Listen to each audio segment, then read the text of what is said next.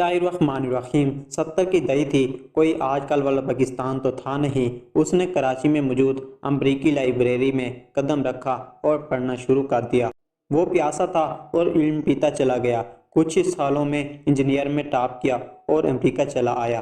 کام کام اور بس کام۔ وہ اپنے خاندان میں واحد گریجویٹ تھا، اکیلا خوش نصیب جسے ملک سے باہر کام ملا، اور وہ واحد کفیل۔ کام کے دوران اس کی ایک وائٹ امریکی مارکیٹ سے شادی ہو گئی۔ ترقی پر ترقی، اپنا گھر، اپنی گاڑی، بینک بیلنس، وہ منزلوں پر منزلیں طے کرتا چلا گیا۔ کافی سالوں بعد وہ آج اپنی بیوی کے ساتھ پاکستان لوٹا۔ سن 83 کا زمانہ تھا، سب لوگ خوب خوش ہوئے، مگر ایک ضروری کام سے کمپنی نے واپس بلا لیا۔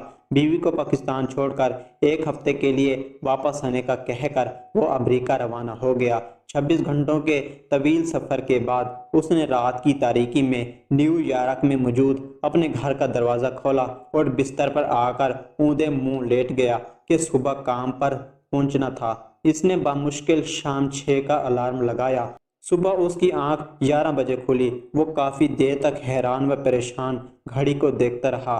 اس نے چھلانگ مار کر بستر سے اٹھنے کی کوشش کی، مگر یہ کیا، وہ تو اپنے آپ کو ایک آنچ بھی نہیں ہلا سکتا تھا۔ اس نے گھبراہٹ میں چیخنا چاہا، مگر کوئی آواز نکل نہیں سکی۔ رات کے کسی پیر جب وہ خوابوں میں دنیا فتح کر رہا تھا تو قدرت کو کچھ اور ہی منظور تھا۔ اسے فالج کا اٹیک ہوا اور صبح تک اس کا جسم، اس کا چہرہ اور تمام عضلات کسی بھی قسم کی حرکت سے معذور ہو چکے تھے۔ اس کا دماغ کچھ کام کر رہا تھا، مگر اسے بڑی مشکل پیش آ رہی تھی، یہ سوچتے ہوئے کہ وہ کون ہے، اس کا نام کیا ہے، بیوی، بچے، ماں باپ کون ہیں۔ وہ سب کچھ بھولتا چلا جا رہا تھا۔ یادداشت کا کھونا بالکل ایسا ہی ہے جیسے کوئی قسطوں میں خودکشی کر لے، ہلکے ہلکے، رفتہ رفتہ، مدھم مدھم۔ وہ تمام لوگ جن کے ہونے کو اپنی زندگی کہتے ہیں، تمام دماغ سے رخصت ہوتے چلے جاتے ہیں۔ دل میں رہتے ہیں، مگر دل تو احساس کا مجموعہ ہے۔ شکل کو، نام کو، صفات تو دماغ دیتا ہے۔ مسٹر صدیقی کو بستر پر پڑے آج تیسرا روز تھا۔ موبائل فون اس دور میں ہوتے نہیں تھے، اور اگر ہوتے بھی تو وہ کون سے اس قابل تھے کہ وہ ہاتھ ہلا سکے۔ گھر میں موجود فون بجتا رہا، کبھی آفس والے کال کرتے اور کبھی پاکستان میں گھر والے۔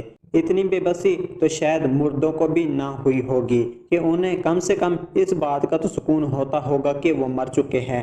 مرنا کتنی بڑی نعمت ہے، انہیں آج سمجھ آ رہا تھا۔ چوتھا دن، پانچواں دن اور آج چھٹا دن۔ غلطی سے آج ڈاکیا دروازہ کھلا دیکھ کر مسٹر صدیقی کے ہیلو ہائی کرنے کے لیے آ گیا کہ ان کے اخلاق اچھے تھے اور وہ ہمیشہ ڈاکیا کو دیکھتے تو حال حوال پوچھتے۔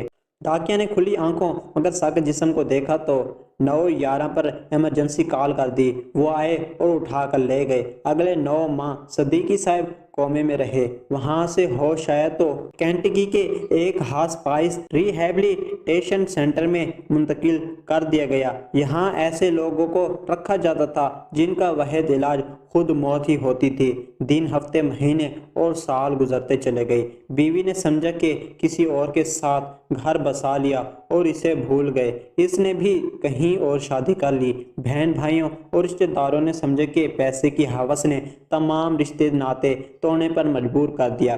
باپ نے سمجھا کہ بیٹا امریکی زندگی میں مصروف ہو گیا ہے اور گھر والوں کی خیریت لینے کا وقت تک نہیں۔ وہ ناراض ہو گیا اور اسی ناراضگی میں کچھ سالوں بعد باپ انتقال کر گیا۔ ماں پھر ماں ہوتی ہے، وہ آخری وقت تک انتظار کرتی رہی کہ ایک دن اس کا بیٹا ضرور واپس آئے گا، اور اس نے مرتے وقت بھی وصیت کر دی کہ جب بیٹا آئے تو اس کی قبر پر ضرور لے آئے۔ آج اس واقعے کو 33 سال اور 4 ماہ ہونے کو آئے ہیں۔ مسٹر صدیقی، کوئی ان کا پورا نام نہیں جانتا، آج بھی بولنے کی طاقت نہیں رکھتے، مگر تھوڑا بہت کھا پی سکتے ہیں۔ پچھلے 6 ماہ سے اس سینٹر میں ایک پاکستانی آتا ہے، اس کا نام شاہد ہے۔ شاید انہیں دیکھتا ہے تو اسے شک گزرتا ہے کہ یہ پاکستانی ہے، مگر ایک کلین شیو بوڑھے کو دیکھ کر اندازہ لگانا مشکل تھا۔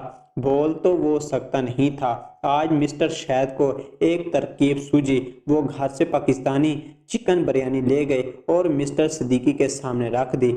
مسٹر صدیقی کے پورے جسم میں سے صرف آنکھیں بولتی تھی۔ آج تو جیسے وہ ابل پڑے۔ नर्स चम्मच से बिरयानी ऐसा ऐसा मुंह में डालती जाती, मगर इतने आंसू इसमें मिल जाते कि अंदाज़ा करना मुश्किल हो जाता कि चम्मच में चावल की मिकदार ज़्यादा है या आंसुओं की। ये आंसू इस बात का सबूत थे कि बंदा या तो पाकिस्तानी है या इंडियन। शहद ने मरीज को गले लगाया और दोनों न जाने कितनी देर तक रोते रहे। अगले 6 माह में शहद ने सब पता लगा लिया कि ये शख्स कौन है, मगर अब 33 सालों बाद फैमिली की तलाश एक बड़ा मसाइल था। इसने उनकी तस्वीरें खींचकर फेसबुक पर लगा दी। 2 ही हफ्तों में उनका मिस्टर सिद्दीकी के गुज़श्ता बीवी और बहन से रब्ता हो गया। इस हफ्ते मिस्टर सिद्दीकी अपनी बहन से अमेरिका के एक अस्पताल में मिले। ना कुछ बोल सके और ना हाथ हिला सके। हाँ, मगर आंसू तो कम वक्त है ना, कॉलेज में भी निकल आते हैं। आज रात शायद सोच रहा था कि आदमी गुरूर व तकब्बर किस बात का करे। चलते हुए निज़ाम में से कुदरत ने एक आदमी को बिना मौत के 33 साल के लिए निकाल कर बाहर रख दिया।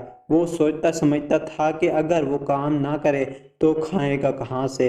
उसे भी बैठाकर बल्कि लेटाकर 33 साल खिलाते रहे। सिर्फ बंदा अपने आप को देख ले, इन तमाम बीमारियों का अंदाज़ा कर ले जो अपने जिस्म में साथ लेकर चलता है, और उनमें से कोई निकल पड़ी तो वो कहीं का नहीं रहेगा। तो गरूर व तकब्बर आंसू बनकर बह जाते हैं।